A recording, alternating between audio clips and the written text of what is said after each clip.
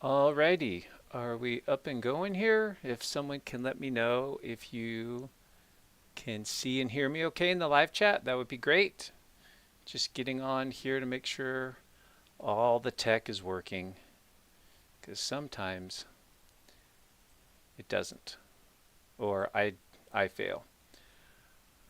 So let me know if you can see and hear me okay. If I'm 5 by 5, that's the lingo.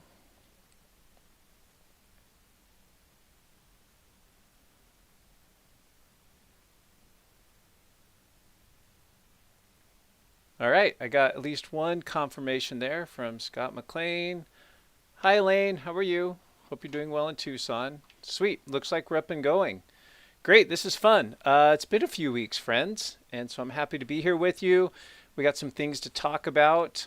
As many of you probably saw, the drone flight had to get canceled because of the winds. I think Johan said it was something like 17 meters per second at 60 meters altitude, which was like, I don't know, something like 35, 40-mile-an-hour winds, whatever units work best for you. So a little too stiff of a wind to really get the drone anywhere we would want it to go. So, but we've got some other things going on. So I'm not, I'm a little disappointed. The drone flights are always fun, but I think we have plenty of other uh, bits of information, and I have plenty to share with you to make it worth your while. So thanks again for joining me. We'll chat here informally for another few minutes, and then we'll get started at the top of the hour.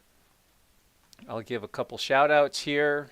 Yeah, when was my last live stream? I guess it was before I went to Iceland, so it was, yeah, I think the 9th. That's what my calendar shows. So it's been, yeah, almost 3.5 weeks, something like that.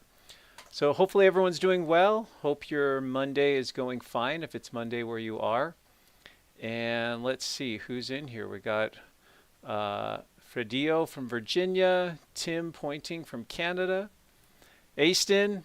Awesome. Yeah, Aston, sorry we didn't get a chance to meet up in Iceland, but I will make sure that happens next time. The schedule was maybe a little too ambitious, especially with two groups field trips. I just didn't have as much free time on my own as I wanted to. But that being said, it still was very productive and a great trip. Sandrine, hello, how are you in France? Abriel from Germany, Elisa from Kansas, Shauna from Sydney Down Under, LL Pete in SoCal, Mantlewind from in Scotland, Dawn in Bristol, UK, Joanne, the expert hat knitter from Chesapeake, Virginia, Barbara from North Idaho. Thank you. Oh, I missed one. Let's see. It always just skips ahead. Just as I was about to. Yeah, Lisa from Kansas. I think I missed a few. I always miss a few, so that's okay. Oh, now I'm back there. Sella says, great to have you back, Shawn. Thank you. Appreciate it. Robin says hi to myself and Amanda Joe. And as our moderators here, it looks like we have Amanda Joe or Mandy Joe. And Lisa's on here too, which is great, from New Zealand, I believe, is where she's at. Maybe it's Australia. No, I can't remember. And Susan Helmer. So we have the dream team there moderating, the three all-stars. And a huge thank you to them for making this possible, because it wasn't that long ago I ran these on my own, and it was more than I could handle. So this makes a much better experience for all involved to have our great moderators on here. So thank you. Etta from The Hague, Franny from Kerrville, Jan in Southern Alberta. I think I've caught up to, let's see, yeah, Wolfins from Northeast Ohio, Carmen in Indiana, Yorkshire Lass from Gibraltar, Susan from Moberly, Missouri, Bellingham,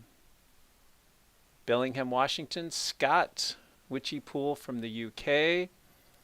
Yeah, so our European friends are joining us late in the evening. Our Western Hemisphere friends, it's probably afternoon where you are.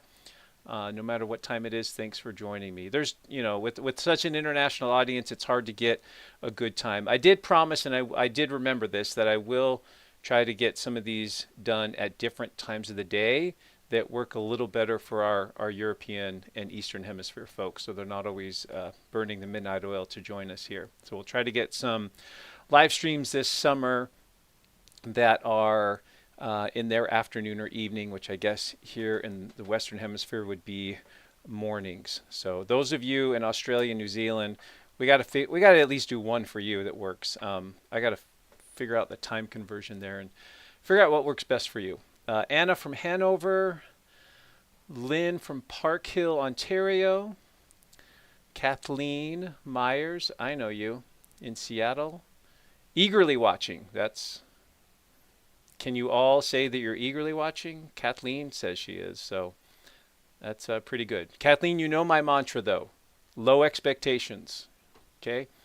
Yeah, Sandrine said it was May 9th, thank you. Brian is here. Richard from Vienna, Austria. Yeah, no drone, Louise. Mother Nature has won that battle for today, but we'll be back. Jane from Longmeadow, Massachusetts. Diane from Kentucky. Yeah, make sure you like and make sure you're subscribed to the channel. All those things are important. Helpful for us building our community of geology education-minded folks. Robin from Sussex, England. And then, of course, the scroll just skip down. Luis from Barcelona. Margarita from Portugal. Julie from Michigan. Gordon from the UK. If you're watching this on replay and this part kind of bores you, you'll be able to skip ahead. But for the live chat people, some of us like this. To each their own. Karen from the Catskill Mountains, New York. Colleen from San Jose. Teresa in Nebraska. Gail Vaught from sunny Georgia. Shauna, wherever she is, says it's 6 a.m. Tuesday, so maybe not too bad if you're on the western side of the Pacific Ocean. Robbie Robin from Staffordshire, England or UK. Coco B from Boise, Idaho. Hello there, neighbor. Lisa says it's 8 a.m., so not too bad. Okay, so this is not a bad time. I mean, it's got to be an inconvenient or semi-inconvenient time for someone, no matter what time we pick. No universal time zone on planet Earth. A couple more and then we'll get started here, friends. Laws Unicorn says it's 9 p.m.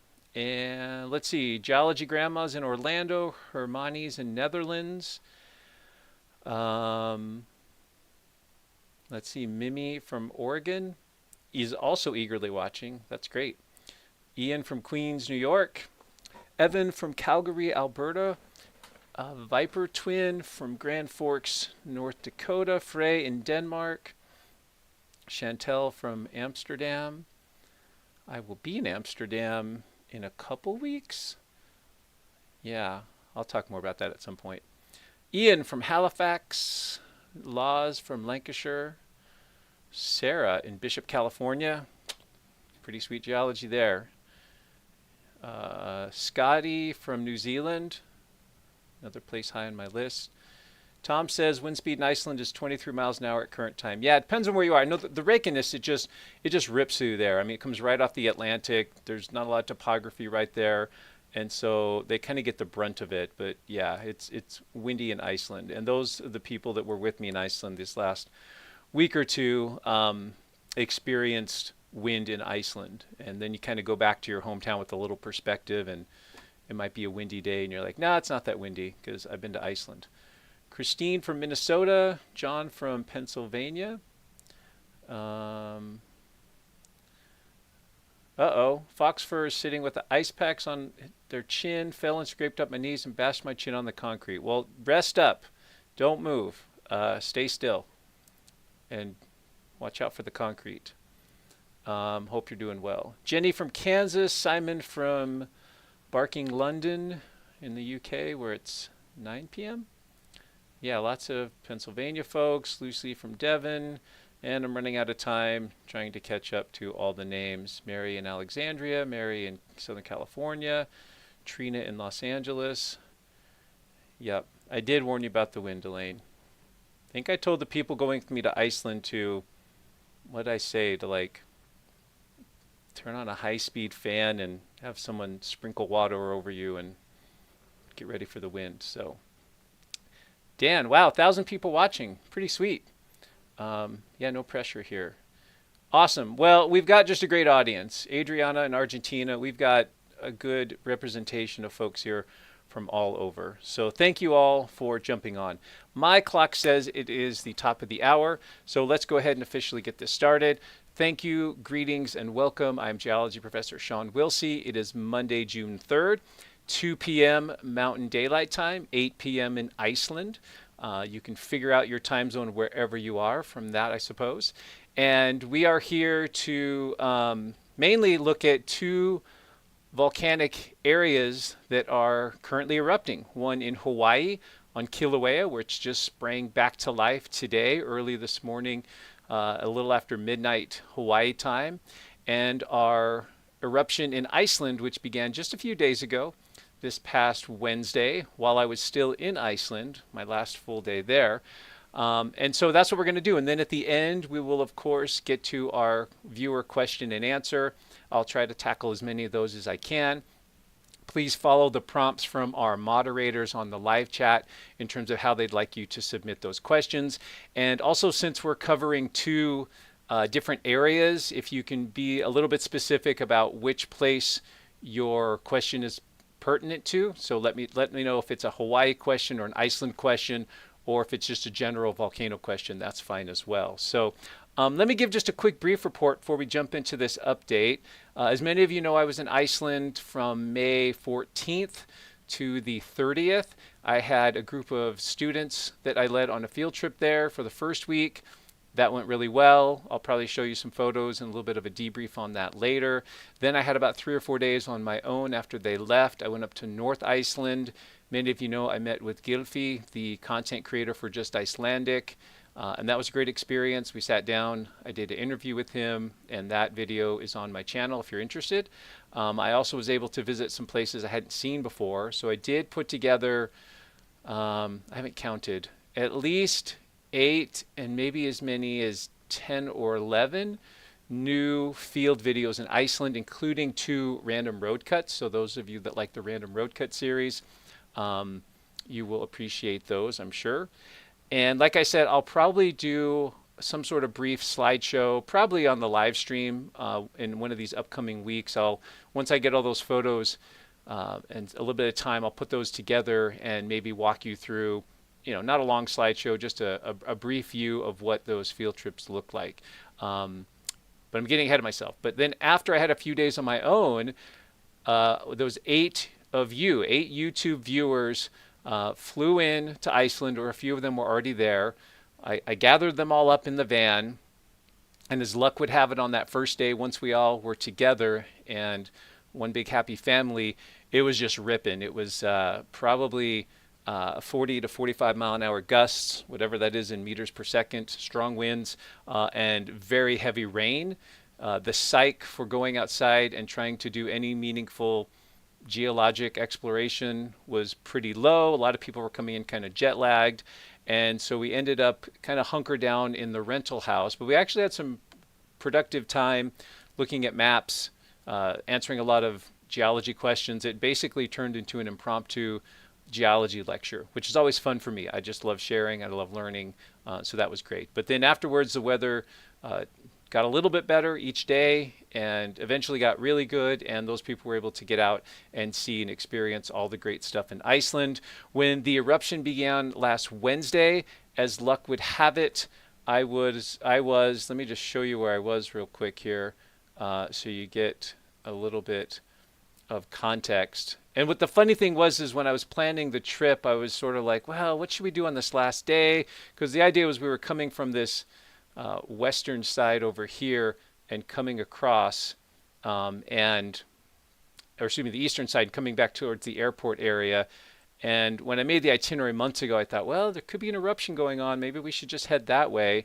But a few weeks prior, I thought, no, we should go out to the Vestman Islands and the Isle of Heimaey, which had an eruption in 1973, which covered a portion of the town, a place I had not been. And it was delightful. It was a great place to be, but it was a little, I was distracted because at the same time we're on the island looking at all this great new stuff, the eruption had begun. I was trying to keep track of that at the same time. So it was a little bit maddening. It was a little bit difficult, but we did the best we could with it. So so that's kind of the way things went with that. So moving forward, I'll almost certainly do another trip to Iceland next year, but I'm not ready to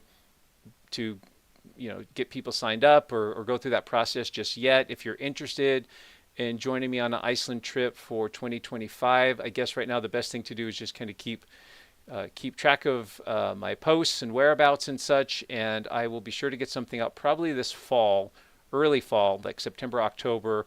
We'll start getting dates and getting people selected and lined up for that. The other trips I have for next year, the Grand Canyon trip is full. That one's all set to go. And I'll probably do a trip to Hawaii as well. But again, I haven't figured out the dates. So if you're interested, you're not late to the party, just kind of hang tight and let me get some things figured out and look for some of those announcements coming up. I'll also try to get some announcements up soon for the rest of 2024, some regional field trips in the area and such. So I think that's it in terms of just announcements and such. So hopefully that makes sense. Great. Yeah, make sure you like and subscribe to the page. There's some good folks reminding you of that on the chat. I appreciate that.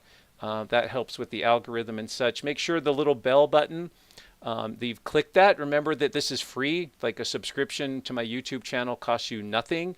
If you would like to donate, you're always welcome to, and there's a couple ways to do that. There should be a thanks button below the viewer. That's one way to donate to the team if you're interested in donating at all. Or if you go to any of my video descriptions, any video under the description, there's some links there as well if that's something you'd like to do. So let's go ahead and get right to it here, folks.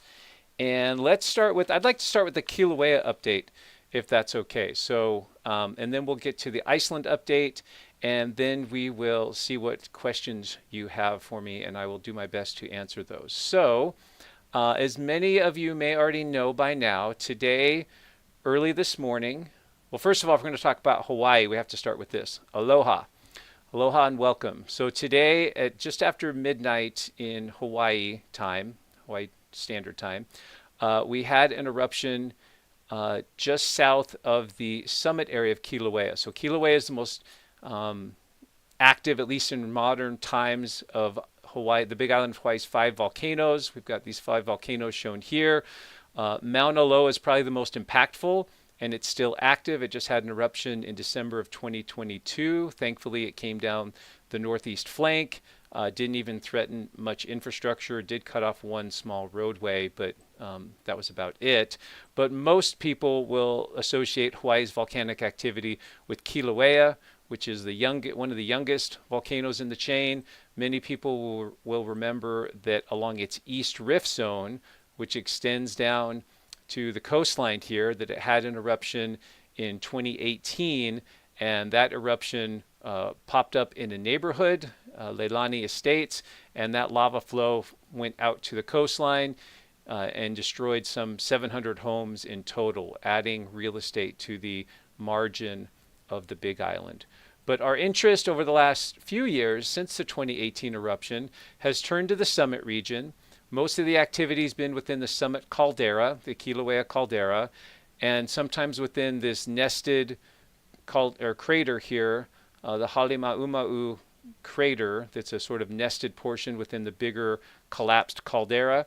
And the eruption today is an interesting one because it occurred not in the summit caldera, not in the east rift zone, but actually on the flank here and in what is now looking more like a upper southwest rift zone eruption.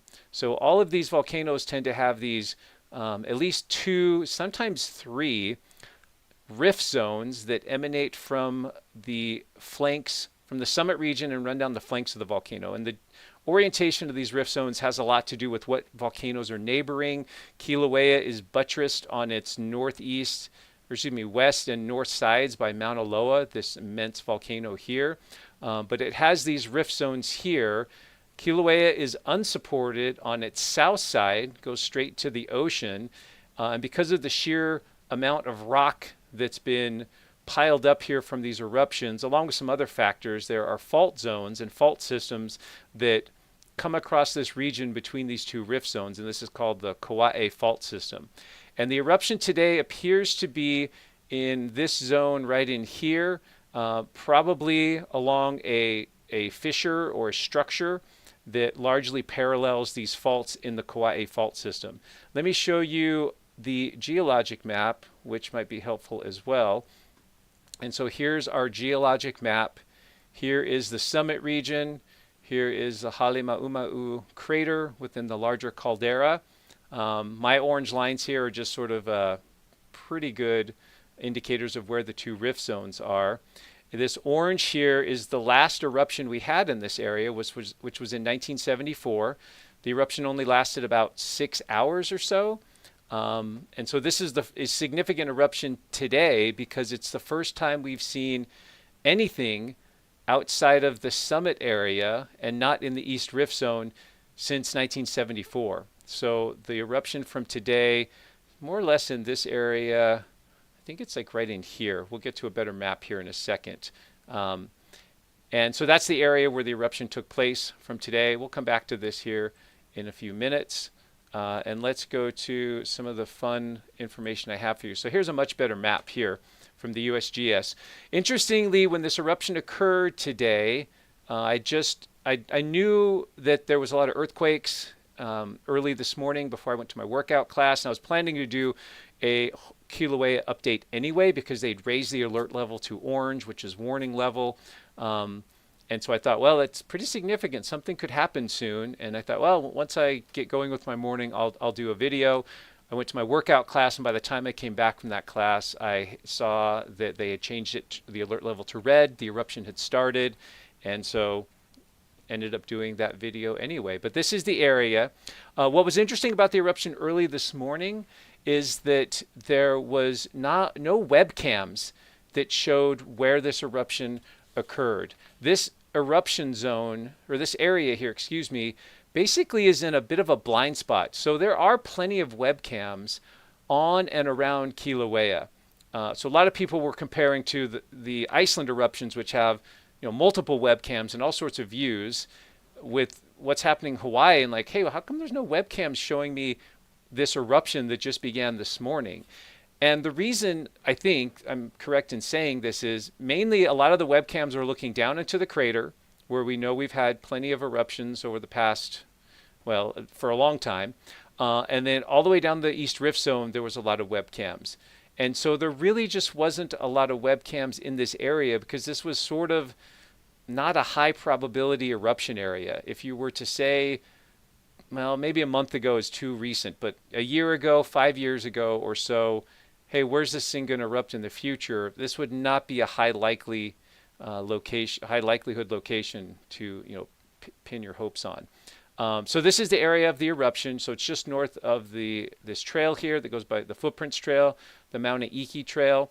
I think this is now closed, this section of the trail. And it is close to and probably considered part of the Southwest Rift Zone. Let me show you what the eruption looked like. So there wasn't a lot of webcams. So the best video footage we have of the eruption was once the USGS did some flyovers with helicopters to show us what was going on. So here is a early morning helicopter overflight, a little shaky, but it shows you that kind of bluish sulfur dioxide coming out of the ground along with some steam. And here you can see these areas here might be putting out a little bit of lava, but here's the main area of the fissure here, at least at the time this photo was taken. The next video I think is a little bit better, but you can at least get a general feel for the eruption. Obviously a fissure eruption where the lava is coming out of a linear fracture or crack, and then that's pumping out lava and gas, feeding lava flows that then move off in a downhill direction. So we have that video there. And then the better one of the two, I think, is this one here that I didn't see a timestamp on it, but they probably did it a little bit later, that shows the eruption here. You can see the lava flows coming out. So you can see several vents along this trend here. Nice little one there. Couple just places where it's mainly gases coming out. It doesn't look like there's a lot of lava that's emanating from them.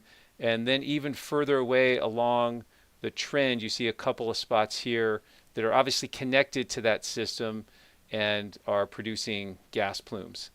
And then what's cool about this video is they swing by this little station. I don't know if that's a weather station or what, but then there's this huge fracture that opened up that may have been associated with some of the earthquakes that occurred there. But this fracture is, I'll just pause it right there. That's probably maybe 8 to 10 meters across, like 25, 30 feet across. I have no idea, but that is a large fracture in the ground. You can see it extend there.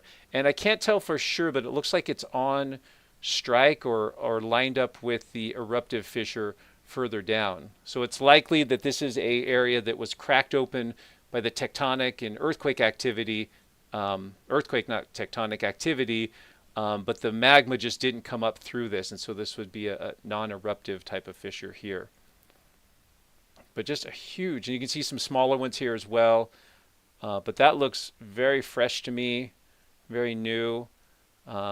This section of Hawaii is pretty stark because it's downwind of all the summit eruptive activity. This is the Ka'u Desert, and so there tends to not be a lot of vegetation because a lot of those volcanic gases are when they have periods of prolonged eruptions, those volcanic gases are often drifting to the southwest with the trade winds, and it just makes it super difficult for the plants to really take hold there. And a lot of this landscape's fairly fresh, within the last couple hundred years or so. So just another view of this here. I just thought this was the better of the two videos. So right now, as far as I know, and maybe this will change moving on, that's our best look so far at this eruption, is these two videos from the USGS. We can update this real quick and see if they've added anything. Looks like they have not so far. And so here are the summit webcams. And so let's give this an update. So they do have webcams that let you see a little bit, but it's not nearly as satisfying as what you're seeing in Iceland. So on this webcam, looking towards Mauna Loa across the southwest rift zone, the upper portion, you can see this area where these plumes are coming out here. So that is the fissure, and the lava flow is here. And then these are drifting off to the left or downwind. So again, probably not super satisfying, but maybe at night, once it's night in Hawaii, which would be probably more or less 6, 7 p.m. Hawaii time, you might see a nice glow here, and maybe even some fountaining if it's still that vigorous. But so there is at least this webcam that shows you, looking northwest, that shows you a little bit of the eruptive area. And then this is on Mauna Loa, looking, I guess, to the southeast, I suppose, at the eruptive area as well. And we'll go ahead and update that. And so you can see, again, it's way out in the distance, not very satisfying. But at night, you should see a little bit of a glow here from coming out from that. So I won't run through the update again because I did an update early this morning and kind of ran through this. The only significant thing that's happened this afternoon is they've lowered the volcano alert level from red, which is warning, to orange, which is watch. And that's primarily because even though the eruption is still ongoing, as they say here, it's taking place in a remote location within the national park. It's low in eruptive volume. It's not a large eruption in terms of lava output, and because it does not pose any immediate threat to life or infrastructure. So for those reasons, the USGS has chosen to reduce the alert level from red, which is the highest one, down to orange. But that may change moving forward. There will be some impact from this in terms of gases moving forward, so we'll have to wait and see how that plays out. Let's see. What else do I want to show you here? This is the earthquake data. I showed this before, but this shows a little bit better the area where. So all these earthquakes you're seeing here are all earthquakes that occurred within. Well, we can really just get the last 24 hours or so in there. Yeah, 24 hours. So all those earthquakes were the earthquakes that preceded the eruption. So the magma seems to be pressurizing and pushing up on this south flank region of the volcano. Little bit of earthquake activity in the upper east rift zone here, but for whatever reason, the magma found an easier pathway slightly to the west and then came out somewhere in this region here. Let's go back to the map. Let me kind of see where that lines up there. If we look at that, yeah, right in here is where, if you look at this flow here, and just so I kind of tell you what I'm looking at, here's the 1971 flow, and you can see these kind of little 2 or 3 fingers here, and then the 1974 flow, this little kind of feature here, and so there's those 3 fingers on the 1971 flow. So this region here is where we had the eruption take place today. So no earthquakes in this area, and I guess one possible explanation there might be that this is where the magma was ascending closer to the surface, breaking the rock, and possibly it intersected some other existing fracture or fissure system. If we go over here and look at the 1974 flows, you can actually see some of these lines in here. These are the eruptive fissures from this older flow, and so I don't know for sure, but it seems very likely that some of these structures might extend in the subsurface out into this area, and that might have been the pathway that the magma followed when the eruption came out right in here. So I guess the last couple things on Kilauea is just to look at some of the overall data for the week. And so here's all the earthquake activity. Again, a lot of clustering up near the summit. Here's the east rift zone extending off this way. Southwest rift zone comes over here. We can look at the position of those earthquakes, just sort of in a cross-section view, and the depth. So very shallow earthquakes associated with the magma rise. And then the total earthquakes, cumulative earthquakes in terms of energy, shown in the red here. And you can see this big spike up late on June 2nd and early into June 3rd. Today, the earthquakes are going to probably stay really low because we already have that pathway established, so we're not going to see a lot of earthquakes happen today, but you can see the bulk of those quakes coming in Sunday evening into early Monday morning, and that culminated with the eruption there. And there's also some larger quakes in there, magnitude 4s. There was at least 2 magnitude 4s. Looking at the deformation data, maybe make that a little bit bigger for you. That might help. Sorry. So this station here showed pretty steady inflation throughout these time periods here, this week leading up to the eruption. So the eruption comes in basically, midnight, June 3rd. That's when the day begins. And it's a little noisy in here. I'm not sure what to make of that. It could be the ground maybe dropping as the magma's kind of pushing through, maybe more of like a pulsating type of motion rather than just moving through smoothly or in a linear way. That might explain some of this up and down noise in here. But nonetheless, the overall trend is inflation leading to the eruption, and then the deflation that we commonly see after the eruption takes place. So that's the Kilauea update. Again, if you have questions specifically about Kilauea, make sure you preface your question with something that lets me know it's Hawaii related as we move forward. Let's go ahead and turn our attention to Iceland now.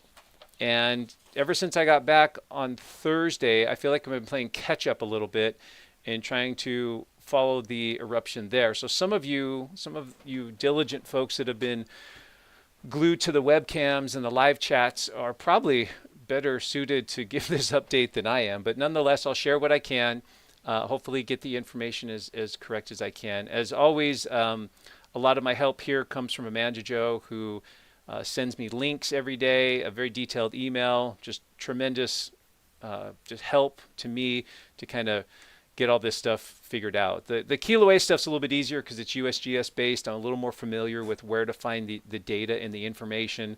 I'm still learning new tricks about where to get the Icelandic information. So here's a couple of webcam looks of what's going on now currently at the eruption site. This is looking, I believe, to the northeast or due east, I suppose.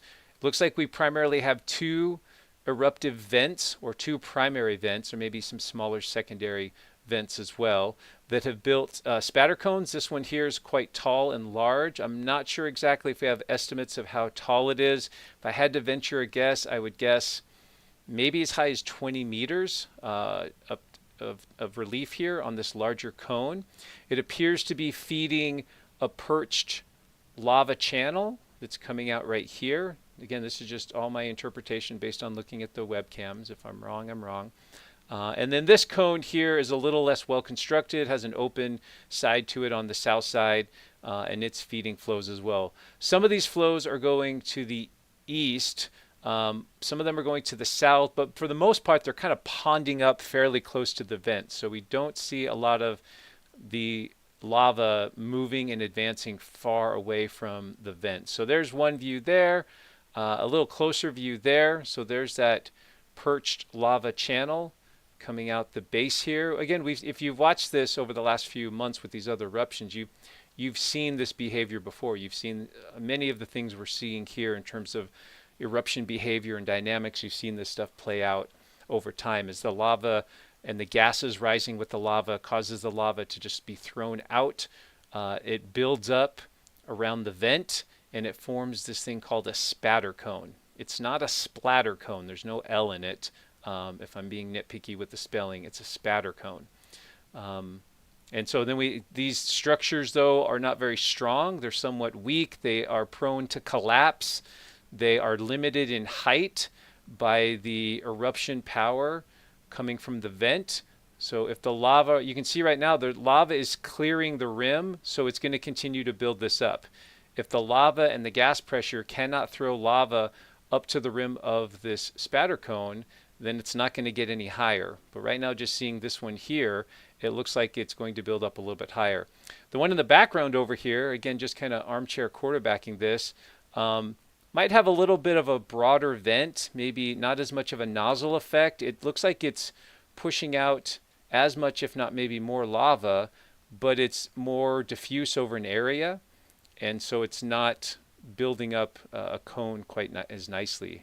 And you could also have, if it's open on this side, that may be because the flow coming out of this thing is carrying pieces of the spatter cone out with it over time. So not sure if any of that is 100% true, but that's just sort of my take on it. This is looking to the west, so a little bit darker view there.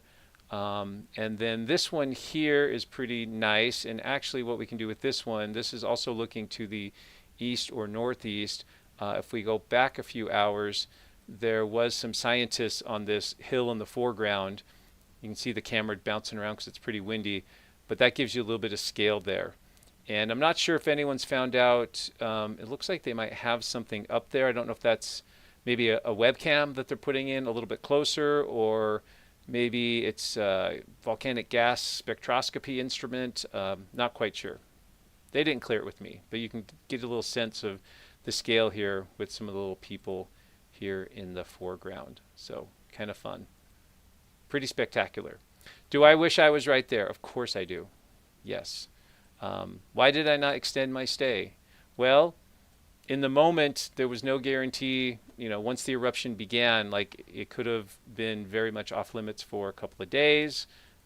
Who knows, like what it would have been like moving forward. And I had some pressing things here to get back to. I have some presentations I'm doing this week and duty calls, but I'll get back there again. I made the eruption in 2022. I have no doubts I will get back and see another eruption moving forward. So here's just some webcams. And then here what we have is a great little map that shows, let's see what I want to do here. Zoom in a little bit, but we can add the lava flow from this most recent eruption last Wednesday. So there is the flow field for this area. So you can see Grindavik down here. In green are the protective berms, the defensive walls that the Icelandic folks have erected around the town, protecting the naval radio transmitter tower here, some of the farms on the east side of town, also protecting the power plant in the Blue Lagoon. And so you can see that those have worked. I mean, once again, these barriers have been put to the test, especially here on the west side of Grindavik, and so you can see this flow come down and spared a lot of these homes here. But the lava flows are not advancing, so right now there's no danger that this tongue of lava is going to advance to the sea.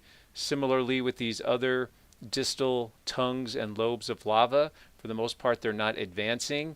This one here looks like it came really close to the roadway. I don't think it's gone over the roadway there, but I'm not sure. And so, yeah, this is just one of the latest satellite passes and adding the lava flows there. So great little website. You can actually kind of run through this and just add eruptions as you go. So like here's the January 14th eruption, which was further to the south of Hagafelt. Mainly involved this larger vent and flow field here, but then the small vent that opened up that many of you were with me when we caught it that took out 3 homes. And then we can move forward to the February flow, which was further to the north that covered this area here. So that was a February 8th flow. If we go to February 13th, yeah, pretty much the same size. And then we can add the March, was it March? No, there's March 16th flows, which were kind of in the same area. But you can see they went a little further away. So if we take out some of these, so there's the March flow field, and then that went through into April, kind of thickened up in places, spilled over, it grew, this flow field grew, but this was the one that persisted for 6+ weeks, and then that kind of died down, and then of course here's our most recent eruptive field here. So nice little work here by this is the Met Office in consortium with some of these other groups over here, but just a nice little, I'll make sure this is in the video description if you want to see it. But I guess we could add all of them in, right? And just go crazy. There you go. Yikes. So there's the cumulative effect of, and this doesn't even have the, I don't know why, this doesn't have the December 18th flow. This is just 2024 flows. I don't think there's a way. Anyway, the whole point here is we've seen quite a few eruptions. We're on our 5th eruption, the 4th one this year, December 18th, January 14th, February 8th, March 16th, which was a prolonged eruption, and then this one, the May 29th eruption. And so you can see the protective berms have done a really nice job thus far of protecting the town, the fishing port, the infrastructure by and large. So so far it's a good defensive measure. We'll have to see how this looks moving forward. So, but a nice little view there. I was hoping there would be a Met Office update, and there's not. So maybe they'll do one tomorrow. But the last one was from the 31st of May. That was Friday, and I've done an update since then. So nothing new to discuss from the Met Office. On the earthquake front, not a whole lot to report either. If that's zoomed in a little too much. And boy, the cursor turns into something funky. I did make the cursor bigger. So those of you who like the mouse pointer large, I figured out how to do that for the most part using OBS Studio. So hopefully that's helpful. But yeah, not a lot of earthquakes to report here. Not a surprise though, because we've got this pathway that's clearly opened. The volcano's erupting. A few scattered tiny earthquakes over near Lake Klevervatten. And then in the news today, there was a little bit of discussion about this cluster of earthquakes just to the northwest of Hveragerði, near the Hellisheri power plant between Reykjavik and Hveragerði. And these are mainly tectonic in nature, or maybe related to the power plant. There's no reason to suggest that these quakes, I think that 2.9 might have been the biggest of the lot, no reason to believe that these are related to magma migration. So we're on a plate boundary, lots of earthquakes, lots of faults, and occasionally we also get volcanic eruptions. So same with some of these over here. I haven't really dove into these in detail. Looks like there was a 2.7, pretty shallow though, but nothing to suggest that these are magmatic in origin, at least right now. It looks like that little trend is northeast of Askja. So GPS data. So remember that the typical pattern we tend to see with these is we tend to see inflation when the volcano is recharging, and then we'll usually see deflation. So here is since the March 16th eruption, here is inflation going on through April, even while it was erupting, remember. Then the eruption kind of died down, but inflation continued, and then that culminated with the May 29th eruption. What's interesting, though, is since the eruption, you can see this clear signal down here. Let's kind of check that out a little bit. This is different. So we are seeing continued elevation drop, or what we might call deflation, in the few days since the eruption. Now, of course, it's early. The eruption only began a few days ago, but that's clearly a deflationary trend, which suggests that it suggests that you are still losing more. You've lost so much volume of magma to the surface, and the influx of magma is not keeping pace with that. So the land is actually dropping a little bit there, and that's different than what we've seen in the past. I could pull up some of the going back several months, and what we typically see right after the eruption, just like this one here, is we either see not much of a change in elevation, or we see an increase. And you can see here, if there was an increase, it was pretty slight, but then it kind of picked up and became a little bit more linear overall. But we're seeing deflation here, which is an interesting trend. And so it sort of begs the question, how long will this eruption last? If it stops erupting at the surface, will we see this thing turn around and start becoming more inflationary? Does this suggest that the magma influx into the system from a deeper storage zone has waned or has stopped? I don't think anyone can answer those questions right now. I think we got to wait. We got to be patient. We need to wait for more data to come in and see what the trend of this thing looks like maybe in a week or so. But an interesting start and trend to it so far. And if you look at any of the other stations, they show a pretty similar trend here. Here's the Edvarp station here showing the same sort of thing. So yeah, we can see that there was movement to the east after the March eruption. So this is a similar pattern, but this should be going down and not up now. So what's interesting is the movement went to the east, but it's still going to the east. So there's some interesting things here. I probably need to spend a little more time in the GPS data. I haven't looked at it a ton since I got back, but I'm seeing some interesting trends here. So worth looking at a little more. So if you got some time on your hands and you want to do a deep dive on the GPS data, go for it. But interesting. I think we just need to wait. It's interesting to look at the trends now, but interpreting or speculating on what the trends mean right now is probably not totally responsible, and we probably should wait until we get a couple more days, if not a week more worth of data. So, but interesting. Might be seeing something new, right? I think every time we think we've got this system figured out, it throws us a curveball. So it's keeping us on our toes, perhaps. Let's see, what else do I have for you? There was an event. Let me see if I can find the link that Amanda Joe sent me that shows, here we go. Apparently there was a place along one of the defensive walls or berms, and here's kind of a view. There's Grindavik there, and there was a place where there was some either water vapor or possibly volcanic gases coming out of one of the defensive berms. Now, there was no lava reported there, but it's just a place that they're keeping a bit of an eye on. You can see it down here as well. There's kind of the defensive berm there. It's hard to tell because the lava is black and the defensive wall is built out of black volcanic rock as well, so there's not much of a color contrast there. And then down here you can kind of see a very short video clip that shows this in a little bit of detail.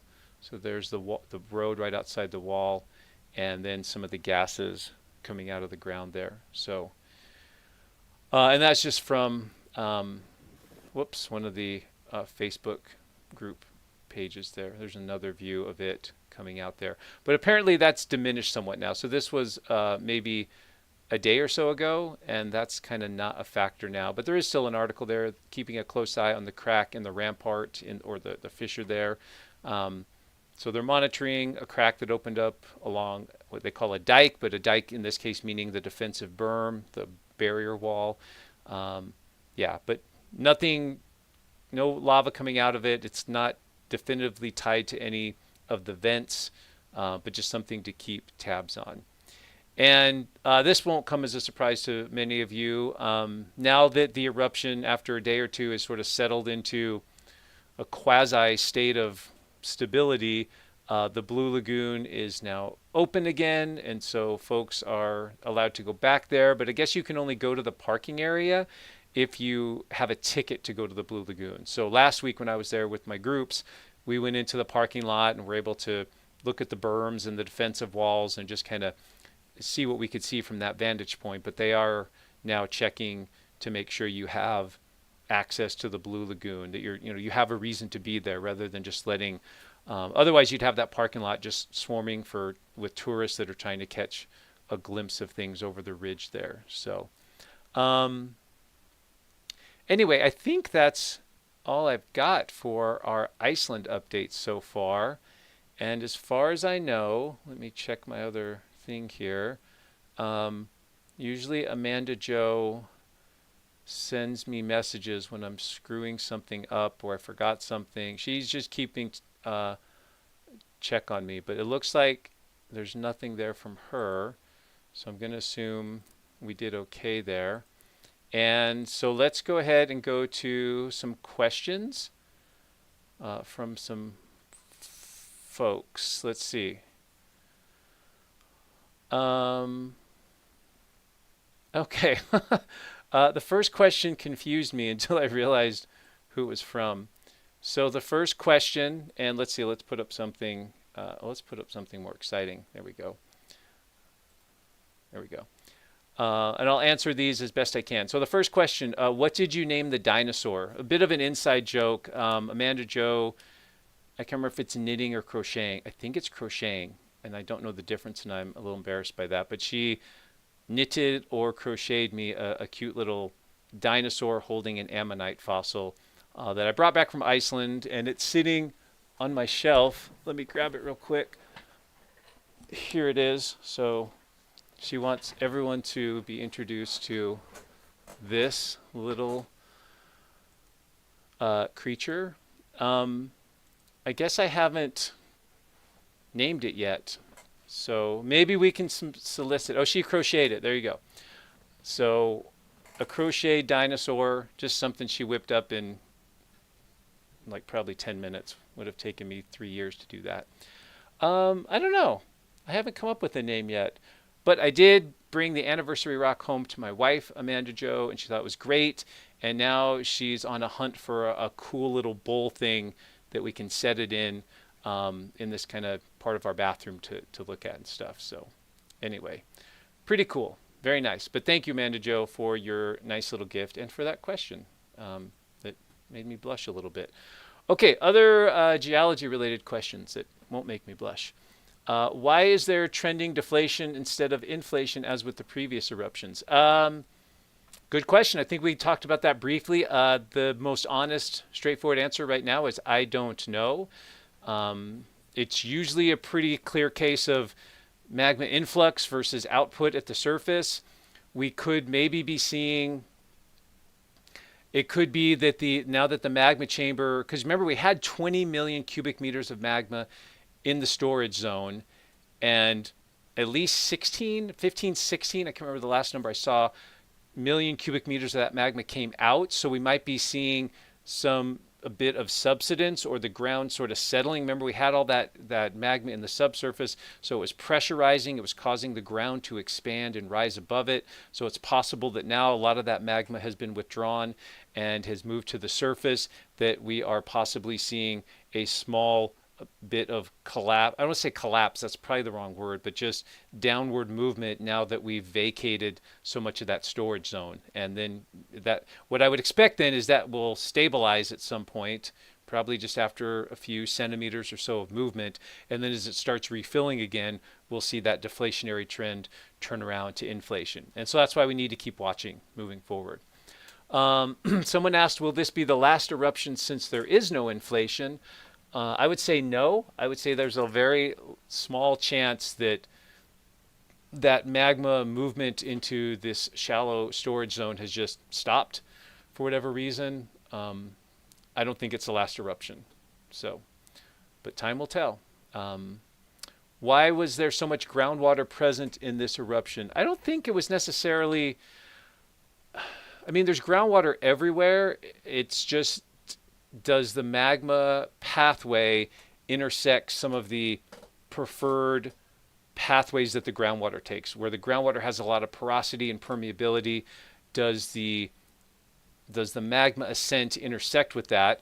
Does it also intersect with it at a shallow level so it can become explosive? Remember, if it intersects with groundwater at deeper levels, there's just too much pressure of rock sitting above it to cause anything explosive to happen. So I think and you have to have the right ratio of lava to groundwater. If you have way more lava than groundwater, it just sort of overwhelms the groundwater. It doesn't really make it a factor.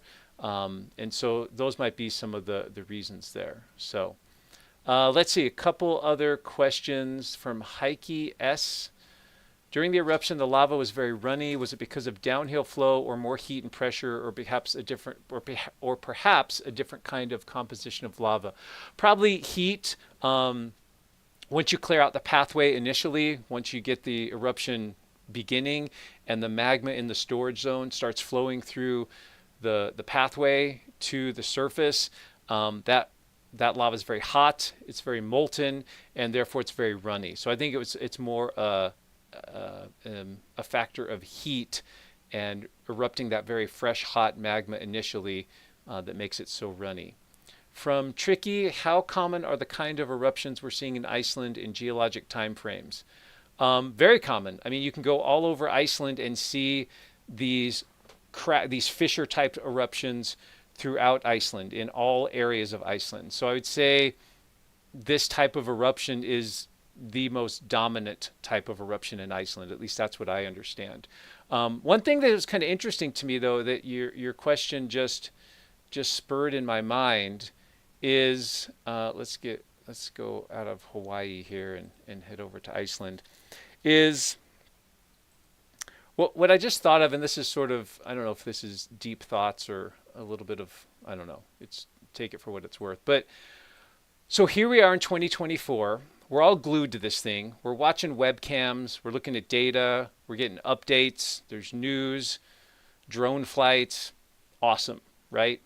Lots of data, lots of information, and it's obviously being documented. In fact, right now, with the videos I do, I'm documenting historically this eruptive phase, as are other people as well. I'm not the only one doing that.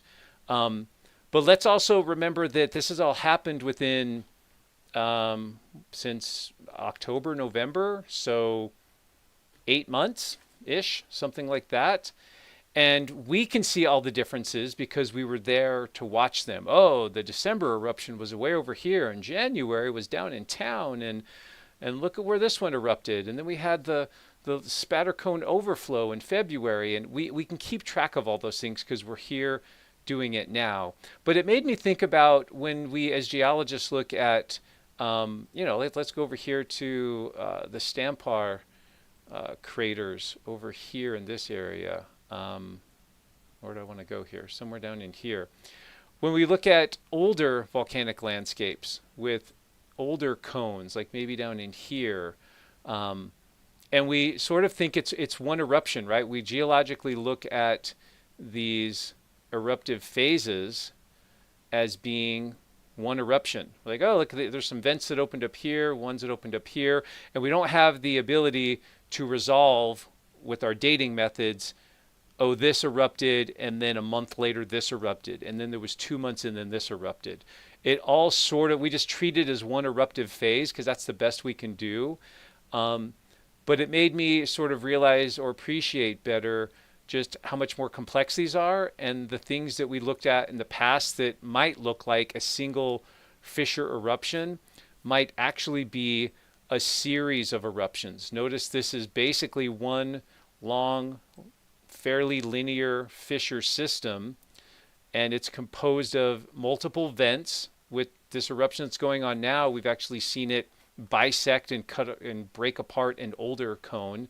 But in the future, if you had none of this information, if you didn't have the webcam footage, my videos, the drones, the blogs, the news stories, none of that existed, and you came back to this planet in 100 years and looked at this landscape, you would probably interpret it as one eruption, when in fact we're looking at 5 so far in this area. So I don't know, just a little bit of context there. Bit of a tangent there, but interesting perspective. So sorry I kind of deviated from the question a little bit. Susie Jones, ask him, I guess that's me, if the GPS showing a slip through the fissure from south to north on the west side and east to west, as well as deflation, oh boy, that's a hard, as well as deflation, is that due to lubrication from magma coming up? Slip through the fissure from south to north on the west side and east. Well, magmas don't really lubricate. It's still rock. It might be hot and mobile, but it doesn't really lubricate anything. So Susie, I'm not sure the GPS showing a slip through the fissure from south to north. Yeah, I don't totally understand the question, so I'm sorry if I didn't answer that one well. But it sounds well thought out. It's just me. Laura Moe says, the lava looks redder this time. Why is that? The way the lava will look to you will depend a lot on the angle in which you see it, the lighting conditions. Obviously, if it's not just red, but as we get to orange, like some of these colors you might be seeing here. Of course, as someone who's partially colorblind, I understand that color is subjective. So what might look redder to you may not look redder to everyone else. But has to do with the heat of the magma, has to do with the lighting conditions. I think those are probably the dominant two, temperature and angle of the light and some of those factors probably. DJI Mini 2, the number of vents is question. The number of vents is why the GPS continues to fall. Once we are down to 1 vent, the GPS will level and rise again. So they're saying they think the deflation of the GPS is due to the fact that we have multiple vents. Yeah, I don't know if I agree with that. I think, you can have one big vent that's erupting the same amount of lava as multiple vents. So it's really more an output-input balance, the way I understand it. So I don't know, hopefully that's a little bit helpful there. From Annie Hallas, the big crack in the southeast corner of Hagafell, what is the cause, uplift or explosion or both? Will it continue to the barrier next eruption? I did see that on one of the live streams. Remember that we also have fractures. So here what I've done, let's get rid of those. Let's take those out too. So the blue lines on here, remember, and the teal and the blue lines, both are the 2 grabens that developed over this past winter when we had some of this eruptive activity in the earthquakes and such. So notice that Hagafell, which is this kind of low but steep mound of, it's most likely a subglacial volcano. I'd love to go in and look at it. In fact, this is another tangent, but I'm hoping on some future trip to Iceland that I can get into this area. What I'd love to do is, I'm really intrigued by these hills that we keep referencing, these landmarks. I feel like they could get their own little video. I'd love to hike up and down these things and look at them, especially this one, and look at the rocks there and make some better interpretations about how they formed. Anyway, but the point is that you can see there's a lot of fractures that run through here. So the ground, both out here in the flats where the lava field is and here, is pretty busted up. And maybe, I don't know if I wonder if this shows this. So let's take out the lava outlines. And let's go in here. I don't know what the resolution is. If we can see, I don't know if we'll be able to see the big cracks here or not. Like that one? I guess we can. Good question. What is the cause? I don't think it's uplift or explosion. I think this is just another structure related to magma intrusion in the subsurface. The magma is pushing the rock apart, and where it has sufficient buoyancy and gas, it will come to the surface through that fissure. But ahead of it, it may be breaking the rock up ahead of it as well, but without the magma coming up through it. So that's what I would say that is related to there. And again, we can't. The resolution's a little fuzzy. There's a little bit of gas, or you can see that little vent there. And this is from the 29th, so this is the day of the eruption. So you can see, I should have spent a little more time with this. This is good. There's the defensive berm. This is the southernmost vent. Kind of interesting there, but in general, there's a little bit of a left step here, so ignoring kind of those two, there's this vent, a little bit of a step there, although those may be online, a little bit of a left step there, and if we imagine maybe another big left step there, but see how that one's right in line with this. Am I seeing this right? Yeah, so see how this crack you referenced lines up pretty well with this. Is this the vent? Or is this the flow? Is this the flow?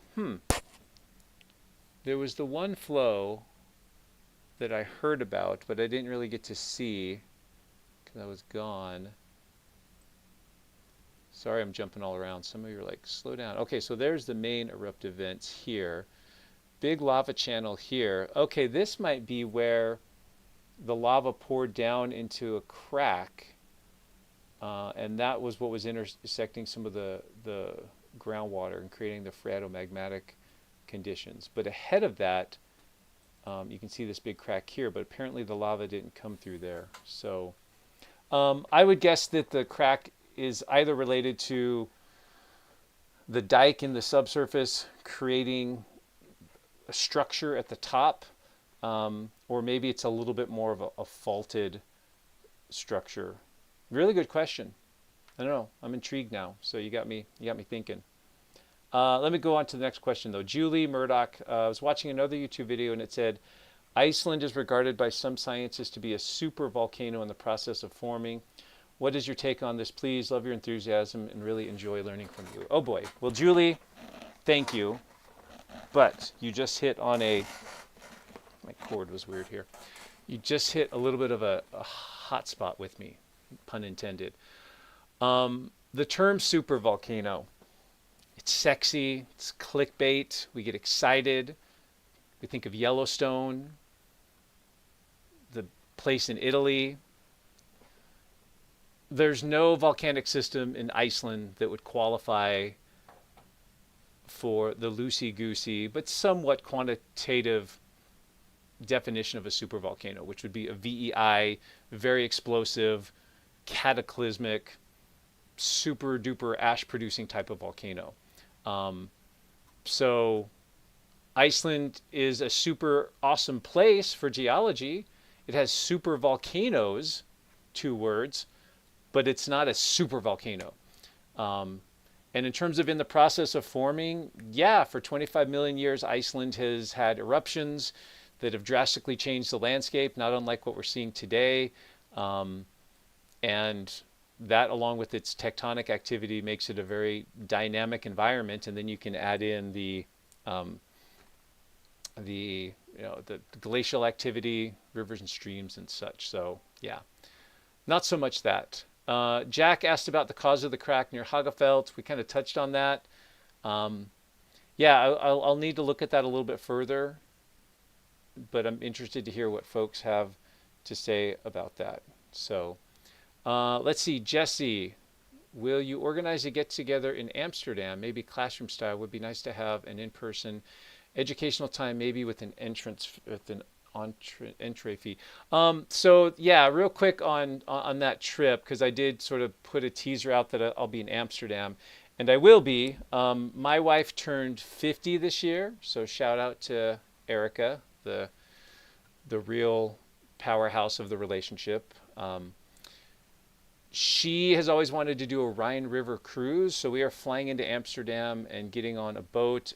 I've never been on a cruise. I'm always leery about having lots of people because I'm not a huge crowded environment city type of person, but she's kind of assured me that it's a river cruise. It's not as busy or crowded. You're not stuck on the boat as long, and she's really excited. So that's why we're going to be in Amsterdam. I don't know if our travel logistics will allow for me to have an extra hour or two. If they will, I'd be open to it. If people that are in Amsterdam want to come say hi or something, that would be great. We'll just have to see. I will need to maybe send me an email. I'll look at our itinerary and see if it's a possibility. But I sort of think we're flying in and getting on the boat, and then we go up the Rhine, and then we fly out. I think we get off the boat in Switzerland. I'm not sure which town. So anyway, yeah, it's not her birthday now. Her birthday was back in April, but she just turned 50. So thanks for the birthday wishes, friends. She never watches these, so she won't read them. But I'll tell her you guys said that. So, okay.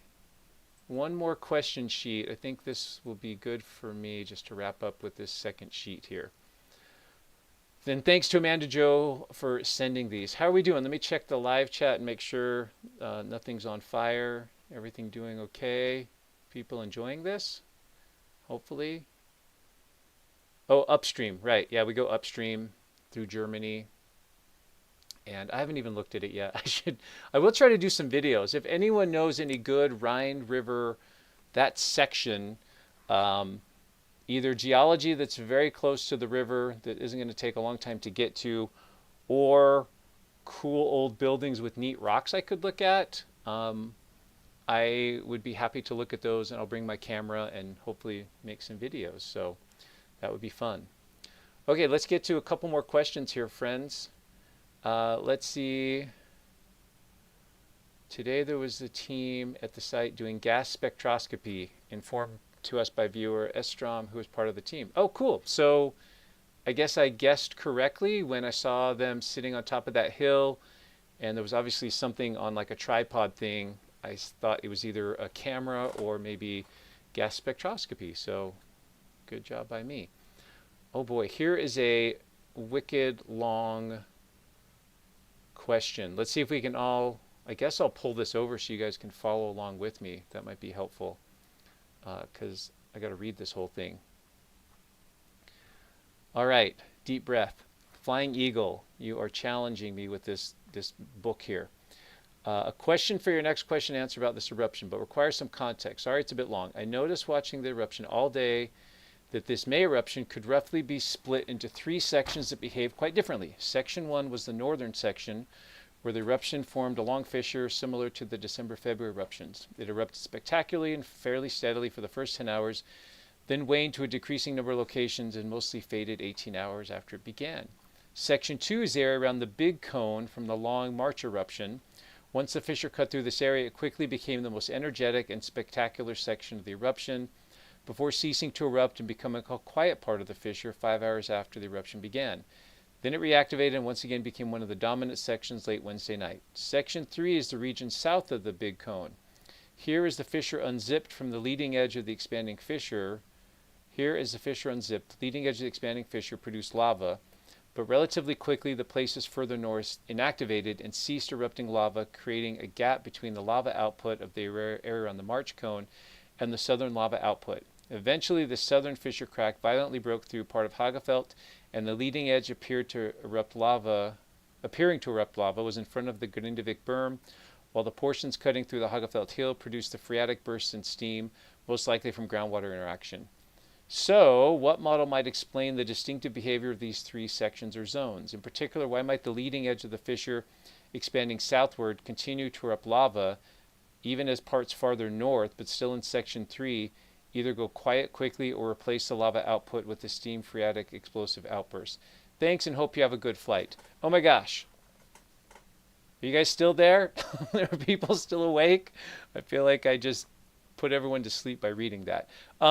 to your credit, Flying Eagle, that was well thought out and constructed. I did follow what you're saying there. Um, what might explain it? The only thing I could think of that kind of made sense, and it feels a little flimsy even as I sort of am about to utter this, is that the furthest north locations were further uphill. So maybe you remember that the dike comes up, it's kind of like your hand. It's like the dike comes up. So the palm is the dike, right? The palm of my hand. And then there's these individual fingers that are feeding the fissures. And notice that if I do funny things with my hand, here we go, my fingers don't line up, right? They're kind of like a little bit off center or off axis of each other. And that's why when we see the fissures, it's not one big long line cutting through the land. It's a little section here and then a step over and then a section and then a step over.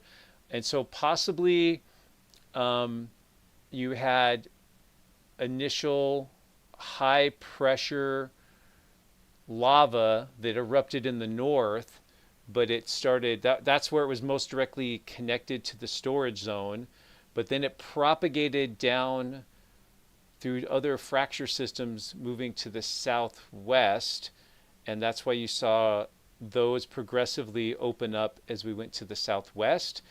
And by that point, you didn't have enough gas pressure in the system to keep the whole 3.4 kilometer area of linear extent of vents erupting.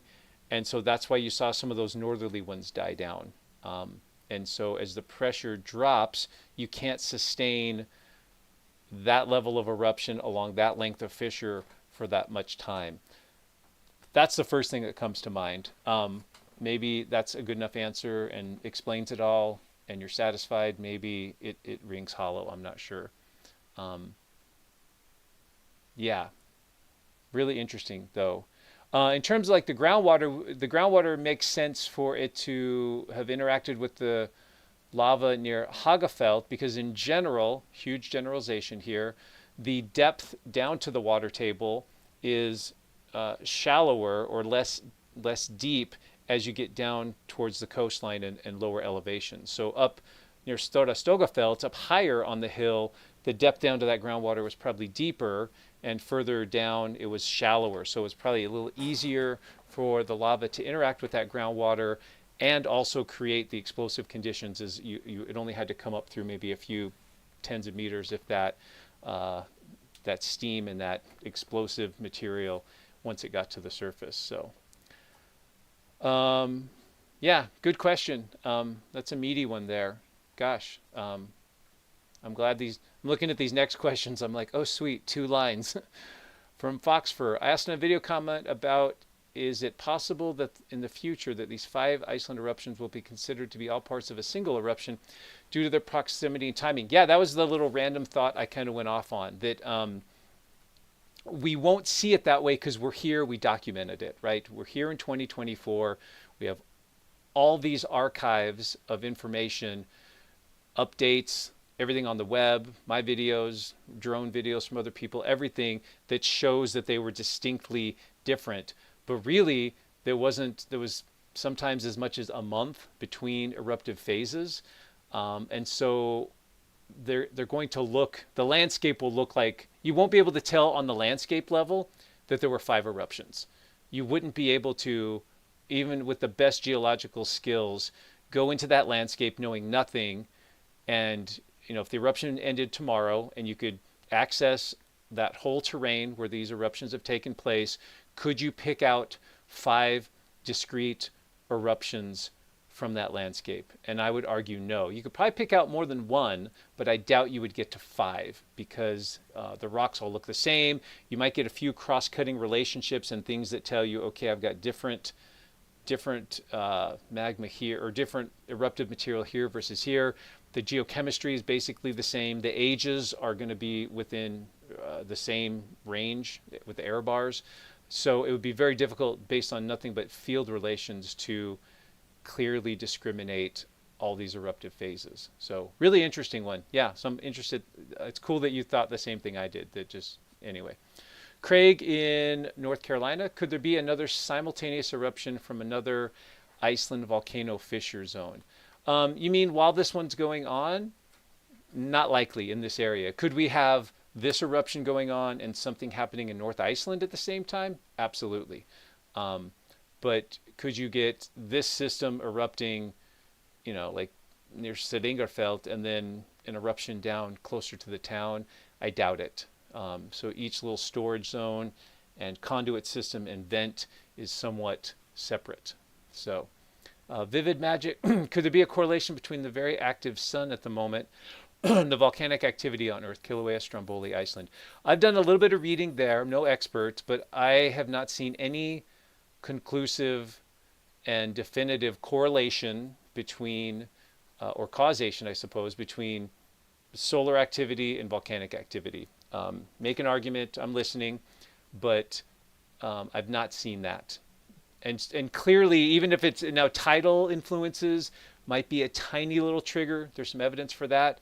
But the main thing that controls volcanic activity is the generation of magma, tectonic plates, decompression, melting.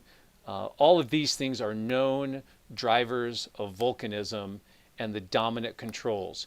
Could there be little tiny factors that contribute, like, 0.1% that may be like, oh, well, here's a little bit extra that swing an eruption to maybe occurring a tiny bit sooner than it might otherwise? Sure, but I don't know about the connection with the solar activity. So Manjijo thinks I need to do a post on the community tab to name the dino. Maybe I'll just put her in charge of that, because that would be great. And Vincent V, estimated lava output today, 20 to 30. I haven't seen anything. We only had 20 million cubic meters in storage, so I doubt we're going to get beyond that. We'd have to have more magma coming up into the system, directly going out through the vents there. So I don't think, if that's what your question's after there, I don't think we're going to see much of that. So, yeah, good questions, team. I miss this. I miss doing these with you. I'd like the live chats because it's fun, it's interactive, but it almost feels it's challenging for me. It's a bit like a game show. You just jump on and questions are thrown at you, and some you know the answer to and you feel very comfortable with, and some you have to kind of just come up with your best answer, and others you're completely befuddled. So I feel like we ran the gamut there of all of those. So yeah. Anything else over there? And as always, for every question that's posed and answer that I give, there's probably at least five people in the live chat that have a good answer and possibly a better answer to the one I had. So good stuff all around. Let's see. So we've been going a little over an hour or so. I think that's probably good. Is there anything else from the moderators or such? Anything else I'm missing? Did we do good work over here? I haven't been able to pay much attention to the live chat as always, but it looks like I always look through them later. It's always kind of fun to see what I was talking about and what people were actually discussing, and sometimes they dovetail nicely, and I'm like, wow, we were really connected, and the intellectual learning moment was really strong. And other times it's like, well, I was just kind of doing my thing, and the real discussion was over here with you good folks. So, yeah, there's some names coming in for my dinosaur. There, he, she, or they are pink and holding a small ammonite fossil, which is good because those are two organisms that existed more or less at the same time. So that scientifically works well. If it was a dinosaur holding a trilobite, we might have some issues there, but that works okay. Well, thank you as always to our moderators, Lisa and Mandy Joe and Susan, for doing the heavy lifting over there in the live chat. Looking forward, what's going to happen moving forward? Well, clearly, if there's more interesting things happening either in Hawaii or Iceland, I will do another update. Otherwise, I will start to compile some of the videos I put together in North Iceland. Maybe one more random road cut. I have a very cool video, at least I thought it was a very cool video on rootless cones. There was a whole field of basically spatter cones, hundreds of them across this landscape in North Iceland. And maybe some of you know the story of rootless cones, maybe some of you don't, but I did a video on that. And so that'll probably be one of the first ones that I put out there because I was pretty excited with that. Other places I went to, a couple of waterfalls that I did videos at that had some neat geology. One of which made me feel like I was back in southern Idaho because I got out of the car and I looked at the geology and the landscape and I'm like, holy cow, this is almost a mirror image of exactly what I see in southern Idaho along the path of the Bonneville flood. So I'm excited to show you guys those as well. So I'll get some of those new Iceland videos going. I just started my Geology 101 Iceland series.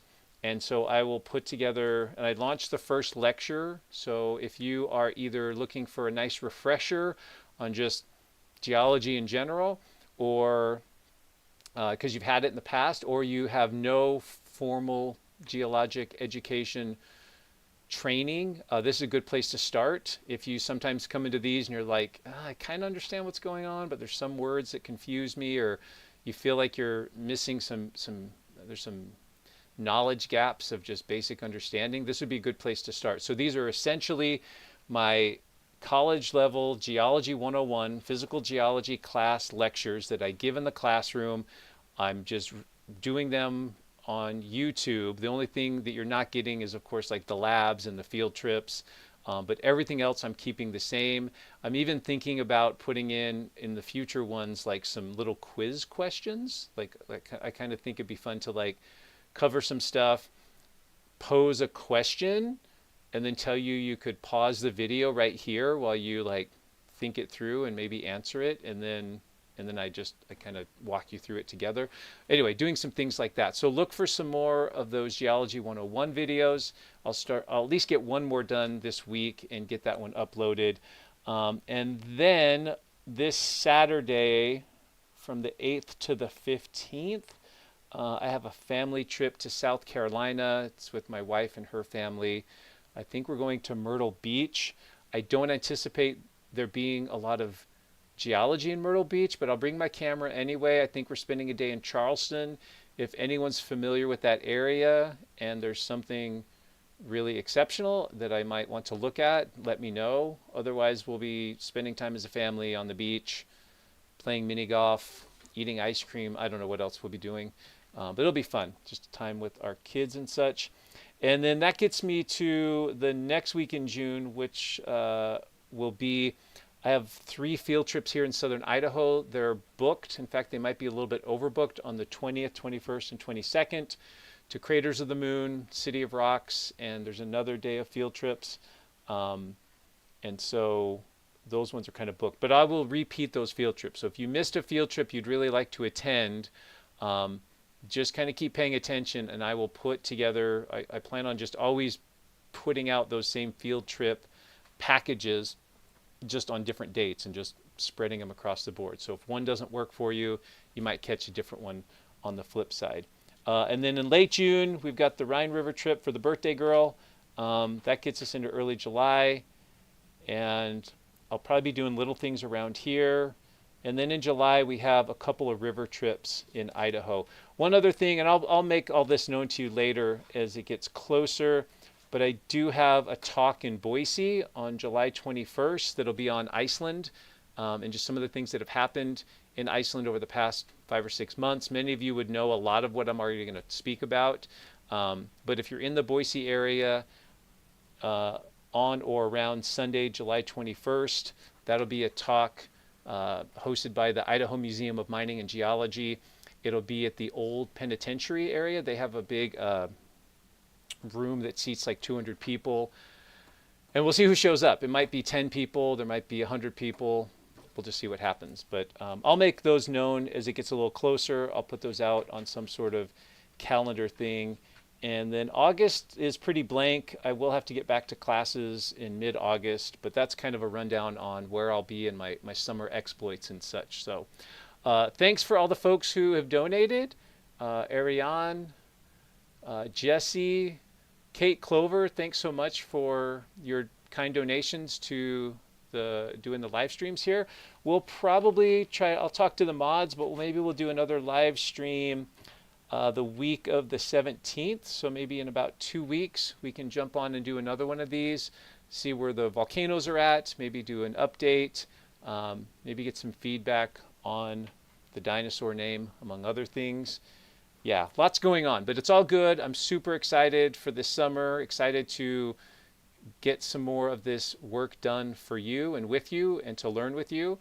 So thank you all for your time today. Thank you for your attention, for liking the channel, and for helping me grow this great community. I think you don't need to look any further than the live chat where there's great discourse, respect, civility. It's a nice little, to me, it's a nice little look at the best of humanity and how things can look. So pretty awesome there. Thank you, Cherries Jubilee, for your kind donation as well. So yeah, I think that's pretty much it. So some Iceland videos, 101 videos, and I'll probably be getting out and about locally. Maybe in the fall I'll be able to get out more regionally and maybe do some regional field trips as well. Maybe some stuff down in Utah, and we'll just kind of take it from there. But good things are happening. Just keep looking to the YouTube channel. We'll also have a website that we're putting together where we can maybe consolidate some of this information, and you can see the field trips laid out ahead of time and a little bit more organization. So those are some of the things going on. So sorry we didn't do the drone flight today. The weather was a little too nasty with the high wind speeds and such. If Johan gets back to me and we can do that sometime soon, I will let you know. But it looked like the next couple days of Iceland weather was not going to be super awesome for doing that. So we'll have to just see moving forward. So long-winded goodbye. So thank you everyone for joining me. Thank you to our moderators. Hope everyone had a great experience here learning with me. Hopefully I was able to coherently explain some of this and help you learn. I definitely learned some things, and I've also made a few notes of some things I want to look into a little bit more moving forward. So thank you. Be well. Have a great day, afternoon, evening, night, as the case may be, and we'll